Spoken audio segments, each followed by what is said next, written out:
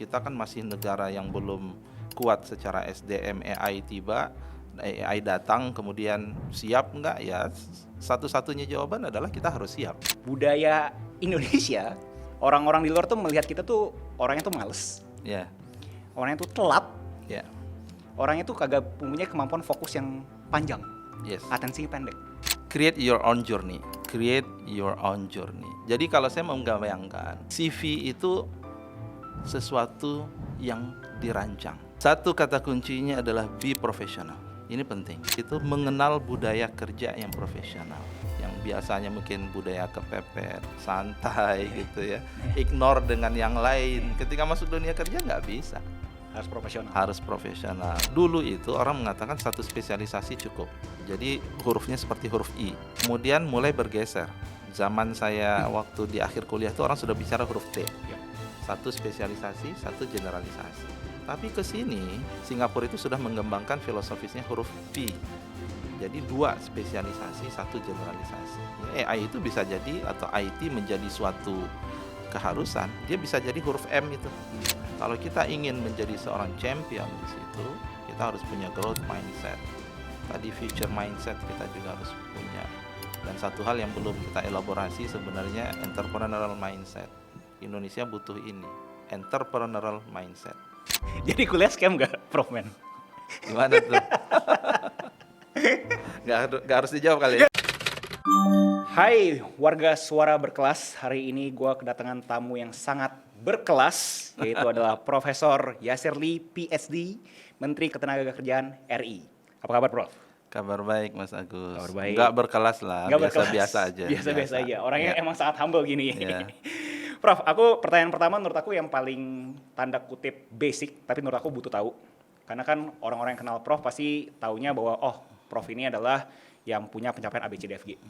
Tapi kalau misalnya itu boleh dikesampingkan untuk 2 menit ke depan, bisa sharing nggak Pak?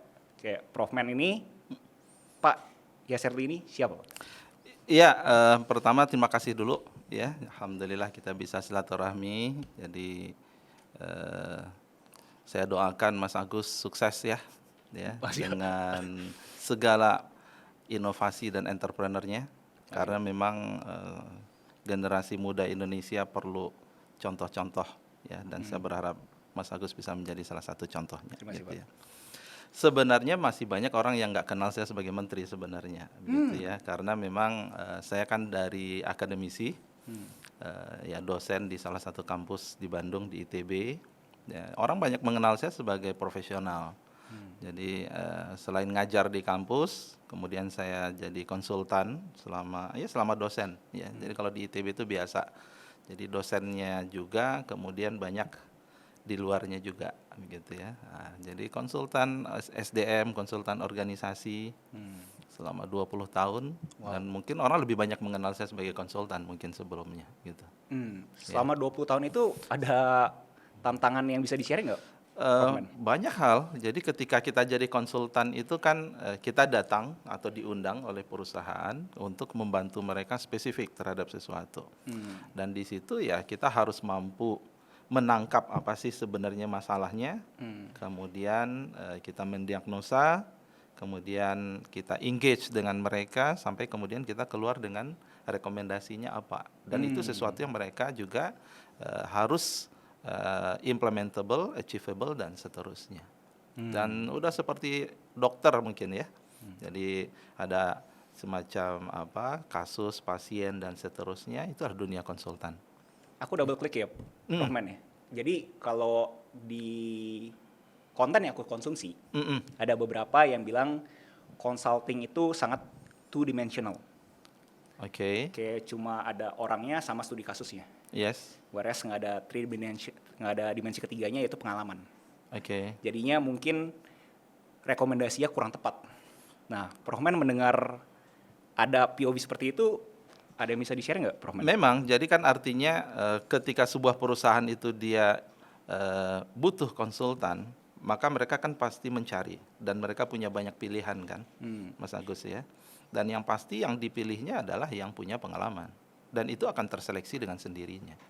Ya, ketika dia punya portofolio sebagai konsultan di sebelumnya, kemudian dia masuk dan terus, maka dia akan terus berkembang.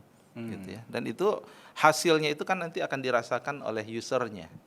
Ya, jadi kalau saya setuju, benar. Ketika user itu melihat, loh ini kok kayaknya nggak pengalaman ini begitu ya, salah saya pilih dan seterusnya. Dan itu akan menjadi bagian dari permainan atau dinamika dunia perkonsultanan. Unik tuh, berarti Prof Men juga mendukung anak tuh kalau bisa begitu selesai pendidikan, kalau bisa cari kerja yang real dulu baru masuk konsultan buat dapat pengalaman realnya atau gimana? Setuju saya, ya, setuju dalam hal itu. Tapi pengalaman kita sebagai konsultan itu kan juga tidak harus dengan kita bekerja real dulu ya. Kalau saya kan selama mahasiswa mungkin ikut organisasi dan macam-macam, itu part of experience. Kemudian ya segala sesuatu pasti dimulai dengan hal yang pertama, gitu ya. Nothing big starts big. Right. Ya, dunia konsultan juga pasti awalnya dia jadi pembantu, begitu ya.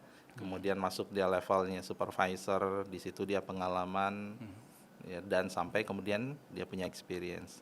Bedanya yang menarik adalah karena saya dari kampus, ya, akademisi, ya, dosen itu saya gunakan sebagai sarana untuk gaining experience, untuk membuat journey. Ya, jadi kita ada kuliah misalnya terkait dengan kunjungan pabrik. Kita gunakan kesempatan itu untuk belajar terkait tentang pabrik. Kita ada kerjasama dengan industri dalam hal apapun. Itu adalah bagian dari journey yang akan memperkuat pengalaman kita untuk menjadi seorang konsultan yang sukses. Oke. Ya. Jadi direkomendasikan juga lah untuk memulai. Yes. Oke. Nah, lanjut kita ngomongin kan Bapak kan dari Prof Men kan dari Menteri Ketenagakerjaan. Kalau misalkan kita makro bentar ya, Prof ya. Jadi kalau makro apa nih? Hah? Makro banget nih. Ya. Luar biasa nih helikopter view kan. Makro bentar. Indonesia kan pada umumnya orang masih percaya bahwa kita itu masih negara berkembang. Oke. Masih belum negara maju lah. Yes. Ya kan? Dengan kita yang sumber dayanya yang masih dibilangin tanda kutip kurang baik dalam konteks IQ-nya, dalam konteks kedisiplinannya, sekarang mendadak udah muncul manusia baru namanya manusia artificial. Oke. AI. Nah, menurut Prof Men sendiri, strategi biar kita itu bisa mengadopsi semua teknologi ini untuk kepentingan kita gimana nih, Prof? Buat anak-anak di sini yang 20-an nih kayak berasa anjrit. Gue udah di negara berkembang, sekarang negara maju ada AI, gue harus belajar AI juga gitu loh. Apa nih yang harus gue lakuin? Ya, ini menarik ya. Ini kayaknya podcastnya serius ini berarti ya. Jadi begini, ya mungkin Mas Agus juga punya pengalaman luar negeri sama dengan saya ya. Yang harus kita miliki yang pertama adalah tidak ada kata terlambat. Ya, setuju ya. Ingat mungkin saya dulu 20 tahun yang lalu di Amerika kuliah S3, mungkin Cina masih masih fase belajar gitu ya. Sekarang mereka sudah maju. Vietnam mungkin 10-15 tahun yang lalu bukan apa-apa, sekarang sudah maju gitu ya. Jadi artinya ya kalau ada tadi perasaan kita kan masih negara yang belum kuat secara SDM, AI tiba, AI datang kemudian siap enggak, ya satu-satunya jawaban adalah kita harus siap gitu ya. Jadi sehingga ketika kita sadar bahwa kita siap itu adalah mentalitas pertama, mentalitas kedua ya kita harus bisa. Ya, dan dua mentalitas ini menurut saya harus kita miliki. Ya. Nah, AI artinya sesuatu yang bisa kita pelajari. Kami sebagai pemerintah kita sekarang berpikir bagaimana kita membangun ekosistem agar terjadi percepatan, gitu ya, regardless terlepas dari kondisi kita tadi ya. Oke, semua fasenya kita ada orang mulai dari tidak bisa semua. Gitu. Nah, maka kita misalnya balai kita bisa nggak kita akselerasi. Jadi Kementerian Ketenagakerjaan itu punya balai latihan kerja. Ya, ada 41 se-Indonesia, itu cukup besar. Bisa nggak ini menjadi pusat-pusat inovasi anak muda?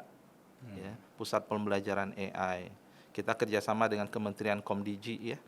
Bisa nggak kemudian kita garap nih bersama dan seterusnya. Ya, the only way tidak boleh kemudian kita katakan terlambat. Gitu ya. Kemudian yang kedua ya kita harus speed up. Berarti harus adopsi juga. Setuju, harus adopsi. Oke. Harus adopsi. Karena kan ada beberapa peran antagonis bilang bahwa kalau misalkan lu adopsi AI, lah terus manusianya kemana? Enggak, adopsinya itu nanti ada berapa level, Mas Agus, gitu ya. Saya tetap percaya bahwa mau IT, mau teknologi itu didesain sebagai enabler, ya, atau bahasa kerennya itu adalah to enhance human Tools. gitu, ya sebagai tools ya. Tetap seperti itu. Nanti ada fasenya ketika kita berbicara governance, tapi sekarang kan belum ya. Jadi sekarang kita adalah bagaimana AI untuk membantu meningkatkan produktivitas. AI membantu kita untuk bisa meningkatkan kreativitas, inovasi. Dan sebagai tools menurut saya itu harus kita pakai. Mirip, kalau saya sering dengan sederhana dulu, zaman saya waktu SMA dulu. SMA dulu itu kan belajar komputer, ya, mulai dari ngetik ya, pakai prosesor apa. Ini teknologi ini gimana nih? Kan ada kekhawatiran yang sama mungkin muncul saat itu ya. Ini jangan-jangan nanti ketika ada teknologi komputer dan seterusnya, Pekerjaan gue hilang. pekerjaan gua hilang nanti begitu ya. Nah, ini sama tapi tentu semakin masif ya. Nah, kalau di konteksnya itu, kalau ngomongin generasi yang sekarang, aku coba dari makro ke mikroin. Kalau mikroin sekarang kan generasi muda sekarang kan generasi Z ya, yang masuk ke workforce. Prof Man bilang katanya harus adapsi ya kan, terhadap semua apapun yang terjadi perkembangan AI ini. Bukan kita against ya, jadi Benar. harus kita bisa mengadop, kita bisa memilah, memilih ya, tapi kita harus hidup dengan AI. Tapi ada peran antagonis juga di mana, loh, masa apa-apa AI? Gak bisa berpikir secara kritis dong.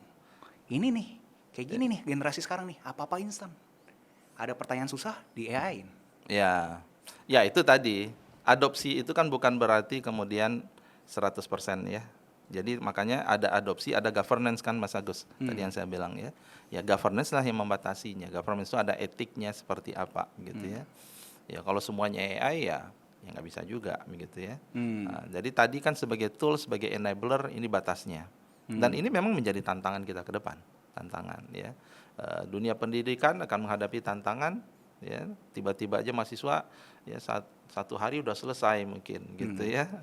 Tugas dibikin pakai AI dan seterusnya. Bagi dosen, kalau bagi tempat kerja, ketika itu membantu dia untuk semakin produktif, AI bisa mendiagnosa, loh ini loh cacatnya produk, dan itu kan malah membantu sebenarnya. Nah, tantangan orang bertanya, kalau begitu akan ada dong job yang hilang. Ya, pasti akan ada yang hilang, tapi jangan lupa belajar AI sendiri, mengoperasikan AI itu kan job yang baru. Ya, jadi ini harus kita lihat sebagai tantangan dan peluang di situ. Oke, aku bisa gunain 5 menit ke depan mungkin buat curhat nih. Siap. Ya. Kalau misalnya di perusahaan aku, ya kita mungkin definisin dulu buat orang tahu produktif gimana. Kalau misalnya versi aku adalah ada input, ada output. Yes. Menurut aku itu kegiatan produksi gitu kan. Nah, jadi di perusahaan aku pun aku mencoba support mereka segala macam tools AI yang ada. Ke generasi-generasi yang muda. Yes. Tapi mereka mempunyai idealisme bahwa itu salah. Ulang lagi tadi, mensupport apa tadi? Mensupport AI tools Yes. yang mereka minta. Oke. Mau apapun lah, semua tools yang Bapak Prof Man pernah dengar pasti aku share gitu kan. Tapi mereka berasa, aduh jelek Pak, ke aku kan. Jelek Pak hasilnya, mendingan gue kerjain sendiri gitu kan. Oke. Nah itu gimana dinamikanya ya, karena kan kalau misalkan yang udah punya level middle management, udah biasa nyuruh orang. Sekarang yang notabene-nya Gen Z yang baru masuk ke workforce harus nyuruh orang tapi artificial. Iya. Nah itu dinamikanya gimana ya, Prof Man ya? Bisa di-share gak kayak gimana caranya kita belajar untuk membudayakan AI ini ke kita punya roda perusahaan? Kalau bahasa saya adalah AI itu tools, enabler, Mas Agus. Jadi bukan berarti sesuatu yang harus gitu ya, sesuatu yang kemudian tidak juga tidak. Selama AI itu kemudian kita bisa gunakan untuk membantu kita, enhancing productivity, enhancing capability, why not? Oke. Oke, ya harus malah kita support. Itu ibaratnya ya kita lagi menghitung banyak nih angka-angka. Boleh nggak saya pakai kalkulator? Ya boleh aja, masa enggak gitu ya. Tapi kemudian apakah dia harus tergantung dengan kalkulator? ya, pergi ke pasar belanja sekian kembali sekian pakai kalkulator, kan enggak juga. Jadi memang harus kita yang mengontrol gitu ya AI. Nah, dalam level tadi kasus Mas Agus ya, manajemen yang kemudian dalam batas tertentu saya malah mendorong ya ke perusahaan-perusahaan adalah bangun satu tim yang saya sebut dengan AI Community Practices. Disitulah dibahas ya. Saya perusahaan X, oke, mereka terus mengkaji. Oke, kalau untuk perusahaan kita tuh cocoknya pakai AI yang begini untuk yang begini yang gini. Nah, ini sekaligus saya campaign di sini nih gitu ya. Jadi ya semoga aja kita punya challenge terkait dengan produktivitas dan seterusnya. Muncul AI, ayo kita bersaing dengan negara lain bagaimana kita mengadop secara proporsional gitu ya. Ya, sesuai dengan apa goalsnya apa, dengan tetap memperhatikan ada rambu-rambunya tentu gitu ya. Di zaman kreators ekonomi kayak sekarang, semua orang berlomba-lomba untuk hasilin cuan dari dunia digital. Tapi faktanya nggak semua orang tahu bahwa kita bisa menghasilkan uang dari satu website builder doang. Kita bisa jualan kelas, bikin digital produk, book konsultasi, sampai bikin e-book, bikin tulisan-tulisan atau karya-karya kita dijual langsung dan orang semua bisa ke sana untuk langsung check out di sana. Jadi kita bisa sambil tiduran 24 jam, kita tidak harus mengontrol website builder tersebut, tapi uang bisa tetap masuk dari karya kita. Aku bakal kasih solusinya. Solusinya ada di Link ID atau Linkit, dan aku udah pakai Linkit sejak tahun 2022, dan itu memudahkan sekali kalau kita sebagai kreator menghasilkan uang. Dan semua orang bisa akses karya kamu di sana. Misalnya, kamu penulis kayak aku. Kamu bisa bikin e-book, even orang-orang bisa konsultasi sama kamu dengan bikin appointment di sana. Dan mereka bisa menentukan jadwalnya, menyesuaikan dengan jadwal kita sebagai penulis. Bahkan yang menariknya, meskipun kamu belum punya produk digitalmu sendiri, kamu bisa affiliatein produk orang di Linkit. Dan itu luar biasa banget. Banyak kreator-kreator di luar sana nggak punya produk sendiri, tapi bisa hasilin 2 digit, 3 digit per bulan di Linkit. So, bagi teman-teman yang belum bikin Linkitnya, tunggu apa lagi? Langsung bikin sekarang. Aku setuju sih, aku pengen kalau bisa sih semua perusahaan atau bahkan semua perusahaan Indonesia itu AI ready lah. Mungkin AI proof ekstrim gitu kan ya. Dan tadi dia berangkat dari AI Community Practices. Nah, ini akan meng-create lapangan kerja baru nih gitu ya. Jadi orang-orang belajar AI yang sudah mengerti sedikit masuk di perusahaan itu, dan dia ditugaskan perusahaan dicemplungin, tugas kamu adalah belajar AI dan mencari titik optimal ya adopsi AI itu seperti apa untuk perusahaan, dan ini kan akan terus dinamis berkembang ya. Kalau di pekerjaannya sih aku optimis. Oke. Tapi aku pengen minta komentar Prof Man adalah dari sisi budayanya. Ya. Budaya Indonesia pas aku dulu masih berkecimpung di industri ekspor, orang-orang di luar tuh melihat kita tuh orangnya tuh males, orangnya tuh telat, orangnya tuh kagak punya kemampuan fokus yang panjang, atensinya pendek.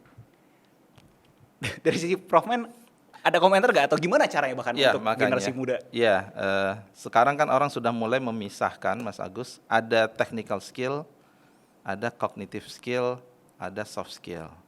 Ya, jadi AI ini kita berbicara baru technical skill. Ya, kita perlu membangun untuk generasi muda kita budaya di perusahaan kita, budaya di keluarga kita terkait dengan aspek soft skill dan kognitifnya. Disitulah yang akan menjadi pembeda, Mas Agus. Dia akan memiliki apa? Yang pertama itu integritas. Ya, mana yang AI, mana yang tidak. Ini hasil kerja saya loh. Ini AI itu kan dibangun dengan sebuah kesadaran, dengan mindset, dengan budaya. Jadi jangan biarkan technical skill ini sendiri. Gitu ya. Responsibility, tanggung jawab itu kan soft skill. Keinginan untuk berkolaborasi itu kan soft skill. Bisa diajarkan nggak?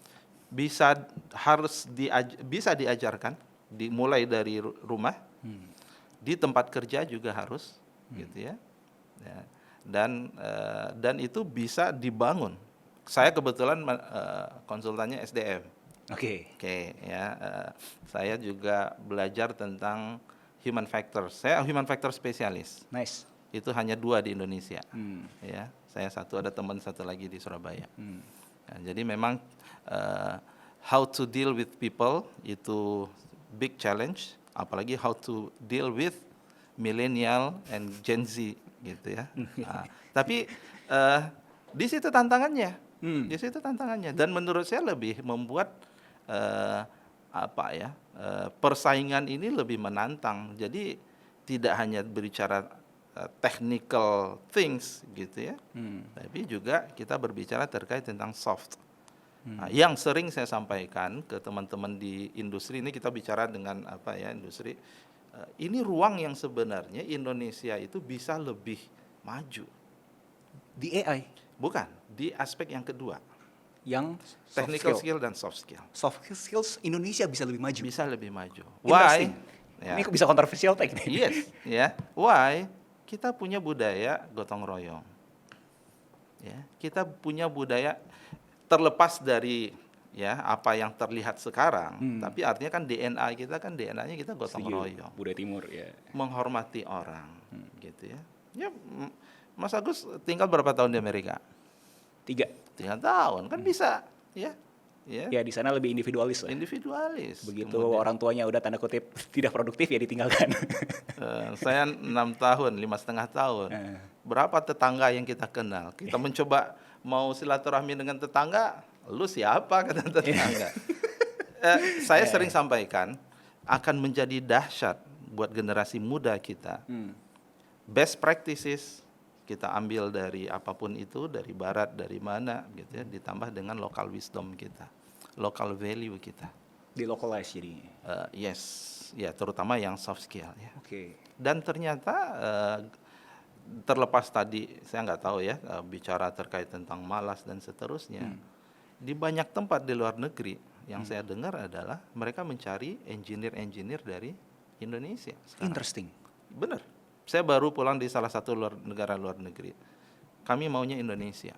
Ini dalam konteks industrial engineering, tech engineering, anything. Anything. Ada yang beberapa perusahaan yang ingin membangun R&D-nya di Indonesia. Ya.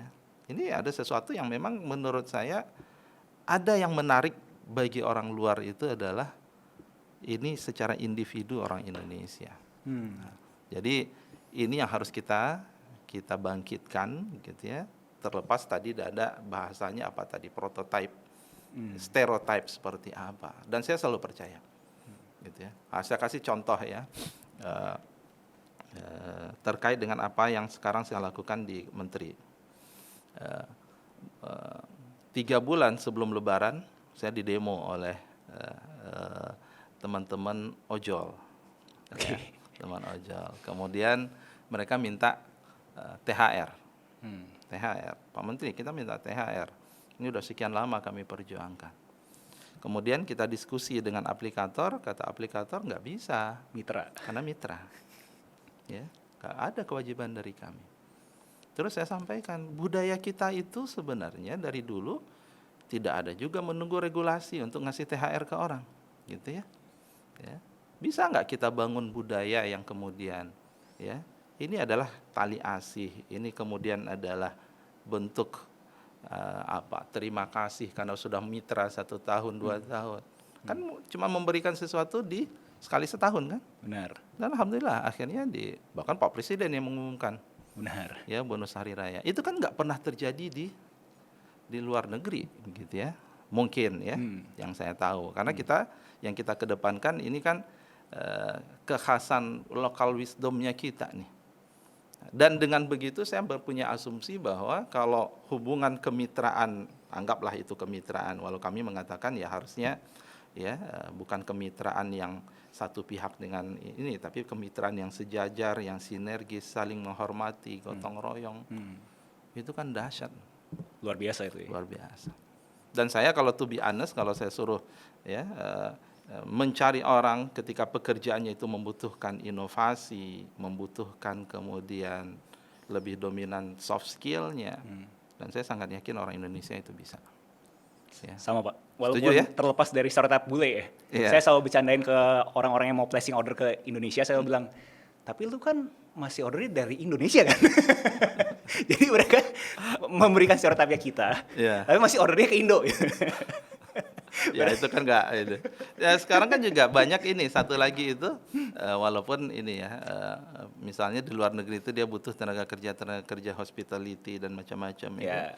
itu juga Indonesia. Indonesia. Oke. Jadi ada satu spesial dan semoga Mas Agus bisa kampanyekan ini, kita harus lebih semangat begitu. Oke, ya. semangat warga Semangat suara semua. bebas. Nah, tadi aku pengen nyentil lagi yang Prof Man bilang Prof Man di demo. Ya. Ya kan? Dimana Prof Man udah di posisi yang orang tuh kalau nyari solusi ke Prof Man gitu kan. Salah satunya. Dimana aku yakin anak muda yang ambisi luar biasa pasti pengen mempunyai aspirasi seperti itu. Gue pengen nih jadi leadership. Oke. Gue pengen jadi leader. Gimana cara mengakuisisi Nggak tahu dia leadership? ya, rambut saya tambah putih sekian banyak 1 tahun ya. itu cost ya, itu pengeluarannya. Oh, itu kosnya ya. Ya. Gimana Prof Man cara anak muda ini mengakuisisi kemampuan leadership yang menurut Prof Man itu sehat? Ya, ini menarik nih ya. Ini dunia yang sebelum saya jadi menteri ini sering dunia SDM ya. Create your own journey. Ya. Create your own journey. Jadi kalau saya membayangkan CV itu sesuatu yang dirancang. Ini filosofis agak berbeda ya. Orang membuat CV itu adalah apa sih yang sudah saya lakukan. Sehingga CV-nya cuma 1 halaman dan itu sangat ya kering. Nah, coba mulai berpikir ya, adik-adik, teman-teman, 5 tahun lagi CV saya itu isinya apa sih? 10 tahun lagi saya mau apa isinya di CV? Ya, nah, itu harus by design, begitu ya. Ya, by design, bukan wah gitu. Iya memang harus, gitu ya. Saya mau 10 tahun lagi itu CV saya pendidikan seperti ini, pengalaman seperti ini, organisasi begini, sertifikat begini. Dan kalau Mas Agus lihat di Amerika, even ikut kepanitiaan apa aja itu ditulis di CV kan? Yeah. Iya. Di kita yang begitu-begitu itu juga kadang dianggap sepele, padahal itu membangun sesuatu itu. Gitu Membangun ya. leadership juga. Membangun leadership. Jadi ya create your journey. Jadi pastikan CV itu ya. Jadi Anda itu menulis masa depan di CV Anda. Gitu. Ya, bukan sekarang saya mau lamar kerja, saya bikin CV loh kok cuma sebegini isinya begitu ya. Oke. Nah, itu yang nomor 1 menurut saya. Sehingga dari situ kita ada satu lagi sebenarnya, petakan ya, get know yourself, itu penting. Self awareness. Ya, self awareness ya. Kita itu kurangnya di mana? Gitu ya. Sekarang itu assessment center sudah banyak Mas Agus. Saya pernah lakukan assessment center. Saya kurangnya di sini. Saya kurangnya di sini. Saya kurang di sini. Dari situlah kita kemudian membuat tadi create your own journey di situ dan pastikan itu nanti akan ada di CV kamu. Ya. Saya kurang dalam hal terkait nggak usah saya buka lah ya, ini bahaya. Contoh. Ya bisa banyak hal. Iya. Ya, oh saya ini kurang misalnya Public speaking gitu. public speaking misalnya. Contoh. Ya, contoh gitu ya. Assessment itu bisa macam-macam kan. Oh saya dianggap orangnya lemah dalam hal kualitas kerja. Bisa jadi. Itu assessment center itu bisa keluar dengan sekian banyak kompetensi. Dan cukup kualitatif itu. Ada yang kuantitatifnya. Itu kan bisa dengan assessment center. Oke. Assessment center, kemudian itu banyak even self assessment di istilahnya online dan seterusnya itu bisa. Ya, di situ ternyata saya begini. Ternyata saya masih kurang begini.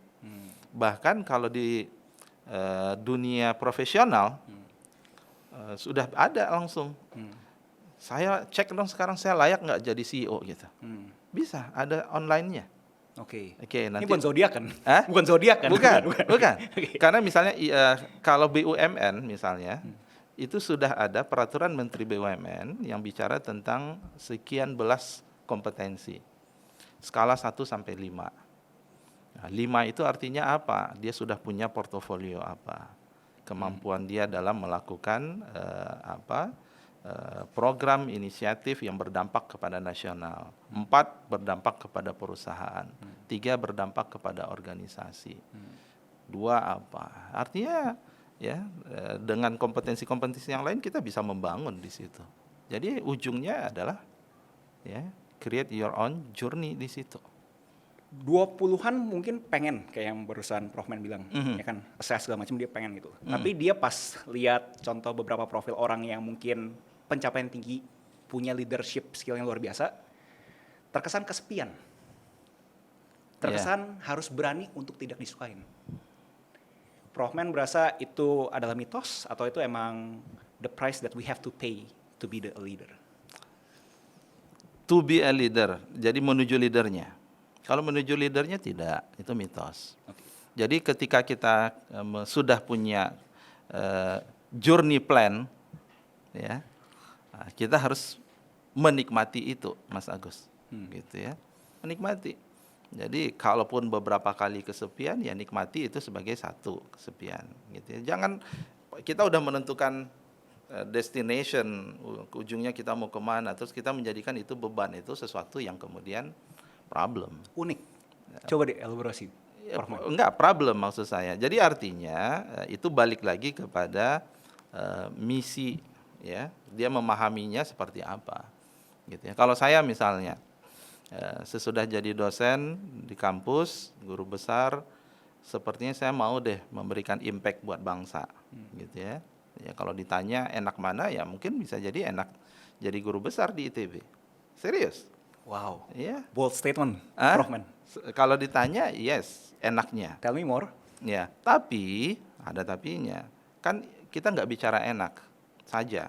Kita berbicara ya apa yang sudah kita kontribusikan buat bangsa. Ada nggak legacy yang ingin kita bangun di bangsa ini? Dan itu tentu ada implikasinya, Mas Agus. Gitu ya. Ya, rambutnya tambah putih, ya. Dulu di kampus bertemu dengan mahasiswa dan mahasiswi, sekarang ya udah kesempatan itu hilang.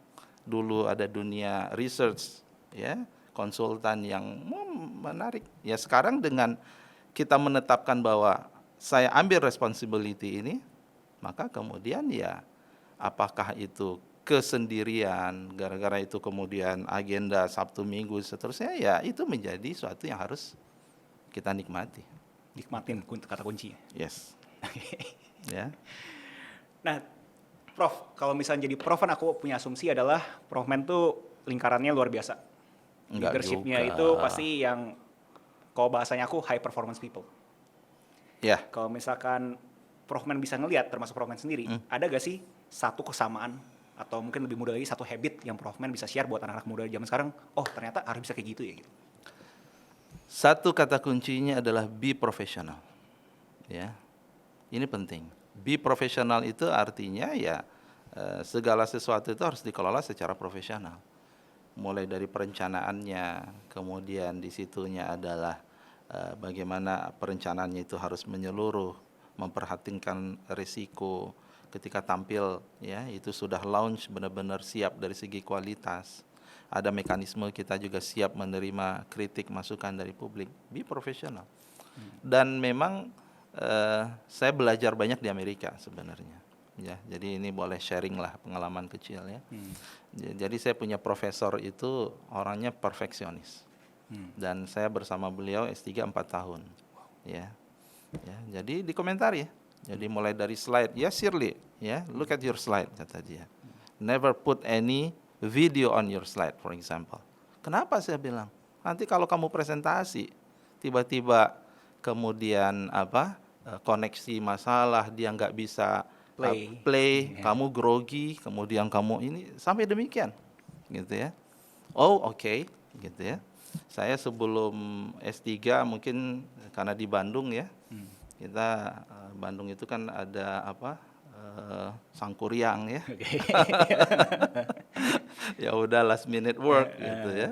Kalau sama beliau nggak bisa, gitu ya. Pernah ada satu conference, ya. Bagi saya di Indonesia batas submit ya paper misalnya nanti sore jam 5, gitu ya. Bagi kita di Indonesia mah pagi-pagi juga konsultasi sama profesor kan masih ada waktu. You still have time kan? Ya saya kasih ini. Terus dia bilang, ya, are you gonna submit this draft today? Kata dia. Ya marah dia begitu ya. Oke, berarti saya sudah submit ya seminggu sebelum ini, dia bilang. Oke, berarti beda apa budaya. nih? Beda budaya. The power of kepepet gak ada tuh di Amerika. Gak ada gitu. Oke, ya saya bilang ini salah saya akan perbaiki. Jadi situ yang memang membangun, ya dia mengajarkan saya how to be professional.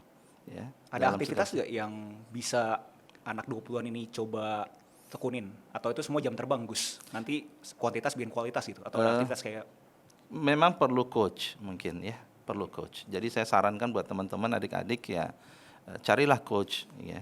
Saya belajar coach dari dia. Karena nggak bisa kita bayangkan gitu ya. Ya, ini kan artinya kalau kita bayangkan experience kita nggak pernah seperti orang kampung mau masuk kota ya. Kota itu seperti apa ya, kampung yang modern aja bayangan dia gitu ya. Jadi saran saya coach, dan disinilah program magang 100.000 orang gitu ya. Saya berharap adik-adik bisa manfaatkan, para fresh graduate. Ya kan, makanya bahasa saya sering di publik itu mengenal budaya kerja yang profesional gitu ya. Ya di situ mungkin kalau kita tanya pengalaman-pengalaman yang sedang ikut magang saat ini ya, yang biasanya mungkin budaya kepepet, santai gitu ya, ignore dengan yang lain. Ketika masuk dunia kerja nggak bisa, harus profesional? harus profesional. Dan disitulah saya berharap magang ini bisa memberikan manfaat, dan salah satunya itulah gitu. Nice. Mm-mm. Dan udah mau menuju reak nih, Prof Men. Udah langsung Yang- habis. belum sabar, Oh, masih ada, sabar, menuju. Cepet banget menuju. Karena disuruh nih katanya cepetan. Lanjutnya adalah pada umumnya, Prof Men ya, jelasnya stereotyping lagi. Mm-mm. Orang tuh kalau misalnya udah mempunyai pencapaian atau keterampilan yang benar dalam banget Mm-mm. terhadap suatu keterampilan, dia tuh jadi bias. Bias. Nah, Prof Men sendiri Bias yang karena dia itu udah kedistorsi, gue tuh paling pinter. oh oke. Tapi kan kita tahu ada yang namanya growth mindset juga. Yes. Nah, Prof Men sebagai yang udah akademisi 20 tahun, Mm-mm. aku pengen minta wejangan nih Mm-mm. buat orang-orang yang mungkin udah punya keterampilan, tapi gimana caranya kita humble ourselves to know more, and gimana cara kita explore kita punya growth mindset. Iya, itu seperti katak dalam tempurung itu Mas Agus ya. Ya, jadi orang yang semakin ahli dia harusnya kan seperti dokter ya. Semakin ahli dia semakin mengatakan bahwa saya tahunya semakin sedikit gitu ya. Itu satu. Ya. Yang kedua, ketika tadi kenapa saya katakan katak dalam tempurung, kalau dia gaul dalam tanda kutip, itu akan memaksa dia growth mindset. Gitu ya. Dia tahu ya, semakin luas pergaulan dia, ya, semakin dia kenal industri seperti apa, semakin dia ya, ada istilah kita itu future mindset, dia tahu ke depan itu seperti apa. The only way kata dia, saya tidak bisa punya hanya satu ya kompetensi. Nah, maka di paparan saya biasa kalau saya diundang kuliah tamu itu saya menyampaikan sudah ada shifting. Dulu itu orang mengatakan satu spesialisasi cukup. Jadi hurufnya seperti huruf I. Kemudian mulai bergeser. Zaman saya waktu di akhir kuliah itu orang sudah bicara huruf T. Yep. Satu spesialisasi, satu generalisasi. Tapi ke sini, saya masih ingat 5 tahun yang lalu kita kerjasama dengan Singapura ya, waktu saya masih dosen di TB. Singapura itu sudah mengembangkan filosofisnya huruf P. Jadi 2 spesialisasi, 1 generalisasi. Dan sangat mungkin ke depan ketika AI ada, ya AI itu bisa jadi atau IT menjadi suatu keharusan, dia bisa jadi huruf M itu. Jadi 3. Nah, kalau sudah begitu menurut saya tidak ada alasannya buat adik-adik teman-teman untuk santai satu, untuk kemudian merasa puas dengan satu gitu ya. Nah, contoh kalau kita punya 2 aja, itu akan menjadi sesuatu yang akan saling support ya. Contoh misalnya dia bekerja sebagai engineer, kemudian dia mengerti marketing, akan dahsyat. Ya, dia seorang hukum, dia mengerti bahasa asing, itu dahsyat. Dia seorang akuntansi, dia mengerti IT, AI. Jadi pasti akan bisa mengalahkan hanya orang yang memiliki satu spesialisasi, satu kompetensi. Makanya saya katakan kalau dia bangga dengan satu keahlian dia, ya kurang gaul mungkin ya. Atau memang dia sudah sangat-sangat dalam. Benar. Biasanya dia sudah berada di akhir journey. Usianya di 40 tahun, 45, dia expert di very very specific. Ya, kita perlu itu juga. Dalam artian dia sudah yakin bahwa ya saya akan fokus ke sini karena memang ruang ini harus ada yang mengisi. Tapi kalau buat adik-adik baru berapa? 20-an. 20 menurut saya harus growth mindset gitu ya. Peran antagonisnya mungkin ya Prof Men ya, kayak bro capek ya bro ya berarti. kan kita harus hidup kan ya realistis kan, kayak mana mungkin sih kita bisa kayak pencapaiannya kayak Prof-man gitu. Ya, growth mindset itu dimulai tidak hanya bicara tentang memiliki dua kompetensi, tapi memiliki semangat dan mentalitas juga sebagai seorang juara ya. Bisa diajarkan itu? Bisa di coaching. Menurut saya coaching itu penting. Jadi ketika kemudian dia gaul dengan coachnya itu adalah seorang yang pembelajar, maka dia akan muncul semangatnya itu, gitu ya. Jadi jangan melihat capek begini-begini ya. Kenapa sih orang mau olahraga? Bukan saya ya. Sekarang lagi rame Pedal. Run. Running juga. Run. Nah, lari. Kalau kita tanya kenapa dia mau capek? Ya saya juga bingung. Tiap pagi lari 10 kilo, anak tidur. Status sosial? Enggak, tapi kan ditanya capek. Capek ya. Iya, kenapa dia enjoy dengan capeknya itu? Karena dia tahu bahwa ada goals yang ingin dia capai. Nah, tadi kalau bicara, aduh saya udah satu ini aja lah, saya kan hidup ini harus santai. Ya hidup santai itu kan bisa kita terjemahkan seperti apa gitu. Subjektif jadinya. Yes. Nah, Oke. kira. Prof-man, kalau Prof-man nggak tahu, berkelas itu sebenarnya tuh belajar kelompok malas. Oke. Bukan, suara kita sebenarnya nggak berkelas, Prof-man. Siap. Nah, Tapi rasanya rajin-rajin lah ya. Rasanya ikut lah, gitu ya. Tapi atau gini, malas aja udah begini gitu, apalagi kalau rajin. Oh gitu siap. ya. Nah, jadi aku pengen dari aku ya, abis ini kan ke Q&A ke penonton. Ada gak kayak tips buat stop prokrastinasi ala Prof-man gitu, yang udah akademisi 20 tahun, yang sekarang lagi menjabat jabatan yang sangat tinggi, ada gak yang buat kita tuh gua kerja sekarang? Be profesional ya, be profesional, kemudian growth mindset itu penting ya, profesional. Jadi mulai dari sekarang ya fahamilah. Kalau saya biasanya paparan saya itu mulai dari future challenges. Ya, jadi katak dalam tempurung itu kan kenapa dia santai begitu ya, atau katak rebus, mana dengar ya istilah katak rebus ya. Jadi kata ditaruh di atas di air, di api, tenang, santai begitu ya. Lama-lama tambah panas, kemudian ya, kita harus sadar bahwa kondisi ke depan itu penuh tantangan. Nah, kalau kita ingin menjadi seorang champion di situ, kita harus punya growth mindset. Tadi future mindset kita juga harus punya. Dan satu hal yang belum kita elaborasi sebenarnya entrepreneurial mindset. Indonesia butuh ini, entrepreneurial mindset. Ya, kita bicara saat ini industri, ya, kita berbicara sebenarnya IT dan seterusnya. Ini kan peluang untuk ya inovasi-inovasi baru, begitu ya. Dan kalau kita lihat ada startup, ada unicorn yang ada di luar negeri dan macam-macam, itu kan anak muda yang munculkan gitu ya. Nah, ini yang menurut saya harus kita miliki, tapi tadi berangkat dari kesadaran bahwa tantangan ke depan itu semakin berat. Dan kita tentu sebagai makhluk sosial kita ingin memberikan kemanfaatan sebanyak mungkin buat manusia. Semoga ini menjadi suatu semangat untuk kita terus kemudian berkembang begitu. Siap. Teman-teman berkelas, sebelum kita lanjut podcast ini, aku cuma mau bilang info spesial khusus untuk kamu. Mulai hari ini, kamu sudah bisa join membership resmi Suara Berkelas. Kamu bisa dapetin eksklusif summarize dari episode-episode favorit aku di Suara Berkelas. Dan setiap bulannya bakal ada akses eksklusif buat kamu ngelihat behind the scene podcast Suara Berkelas, seperti obrolan aku dengan narasumber off the record, dan hal menarik lainnya yang bakal aku share khusus untuk membership ini. Jadi, kalau kamu merasa podcast Suara Berkelas mengubah cara pandang kamu melihat dunia, feel free untuk join membership Suara Berkelas atau klik link di deskripsi. Sampai jumpa dan jadilah bagian dari perjuangan dan perkembangan Suara Berkelas. Q&A pertama mungkin agak konyol tapi coba ya. Gimana menghadapi manusia yang gak mau kerja, Prof-man? Ya, dua hal. Gak mau kerjanya adalah karena tidak kompeten. Tidak mau kerjanya adalah karena kemudian ada faktor dia malas, begitu ya. Atau nggak mau kerjanya karena bisa jadi dia hanya perlu dimotivasi. Kalau ini terkait dengan temperamen mental yang nggak mau kerja, ya sudah. Kalau saya parkir aja. Tapi kalau ini terkait tentang dia merasa dia mampu, dia merasa bahwa dia tidak teroptimalkan, dia ini apa, pendekatannya adalah personal. one on one. Personal kita sampaikan bahwa kita butuh mereka, ya, kita butuh kamu, saya butuh ini, ayo kita sama-sama dan kita saling mendukung. Gitu.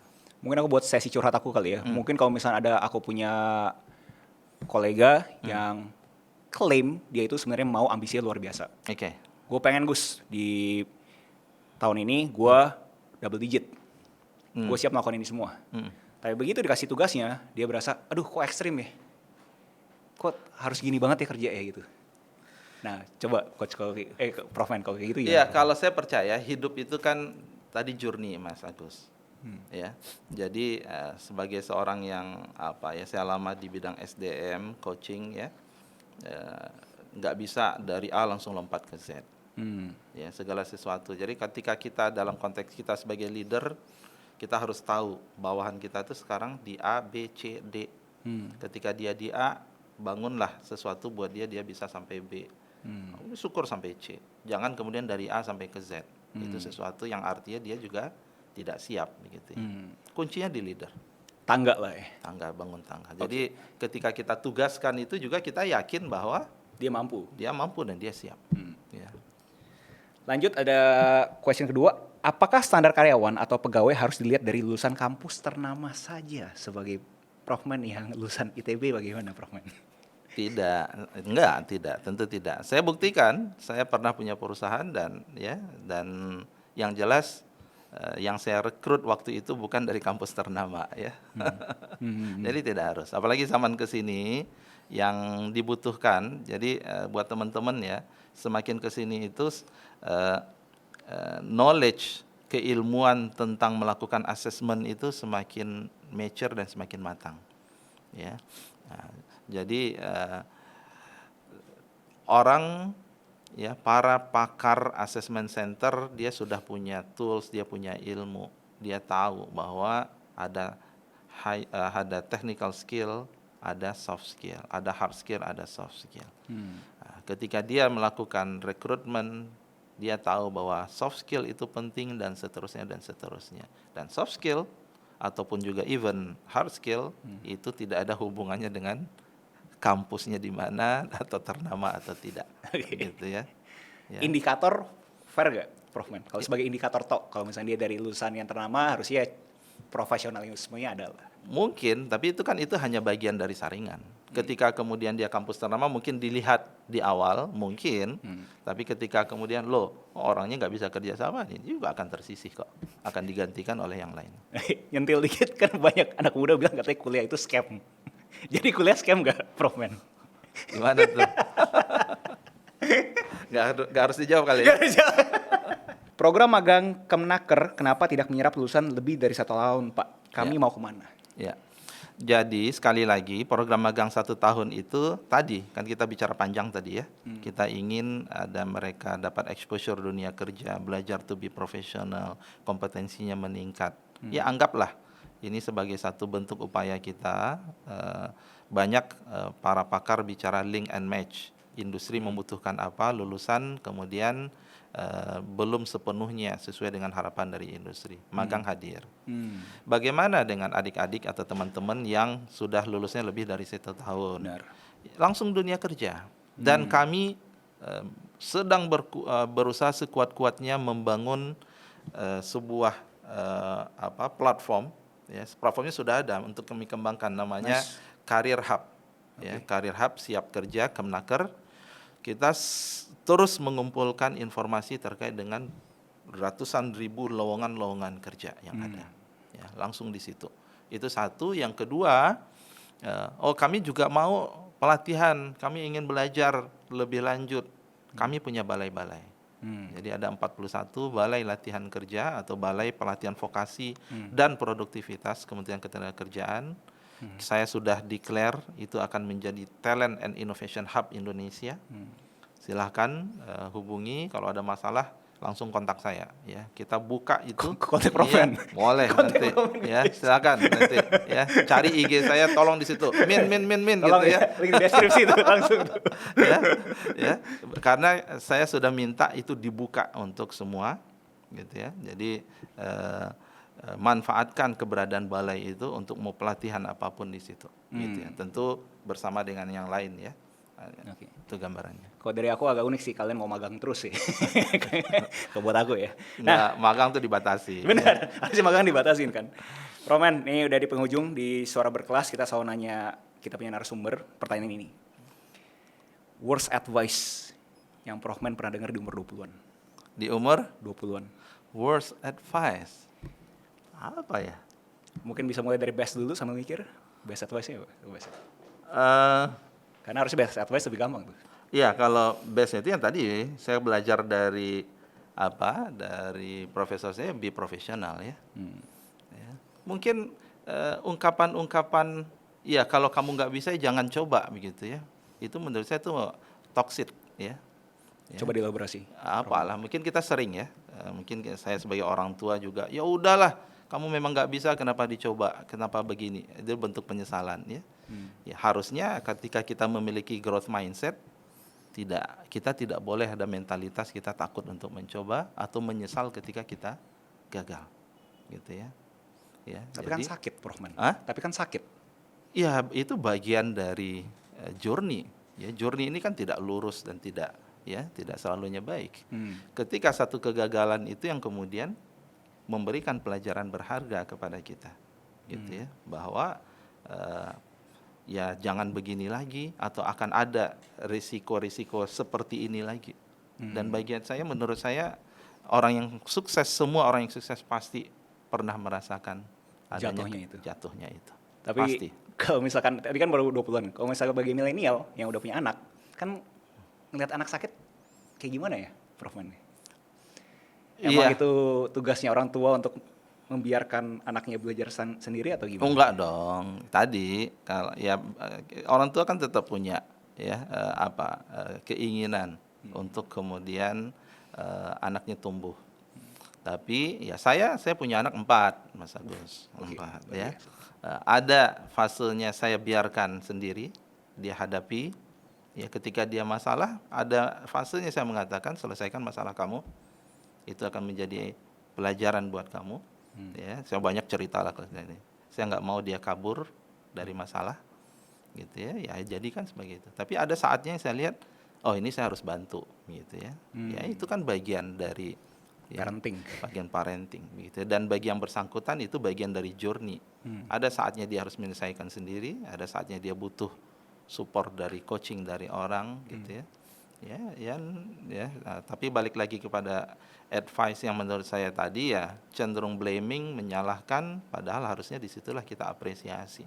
Ketika dia menemukan sesuatu kegagalan, apa pelajaran yang kamu ambil dari sini, gitu ya. Jadi harus berani coba. Growth mindset adalah experimental mindset, harus mencoba. Mengakuisisi mindset tersebut. Ya. Siap. Thank you semuanya yang udah nonton di sini. Prof Man, Makasih ada banyak. kata-kata terakhir untuk menutup? Ya kalau saya mah jadi seperti Mas Agus aja ya. Ya itu kata penutup ya. Podcast seperti ini walaupun tadi berkelasnya saya lihat positif ya, tapi bagi saya semangat optimis ini harus kita bangun, gitu ya. Kemudian semangat untuk growth mindset harus kita bangun. Thank you Mas Agus ya menjadi bagian dari Republik ini yang membangun optimisme dan growth mindset. Thank you, Prof Man. Stay classy.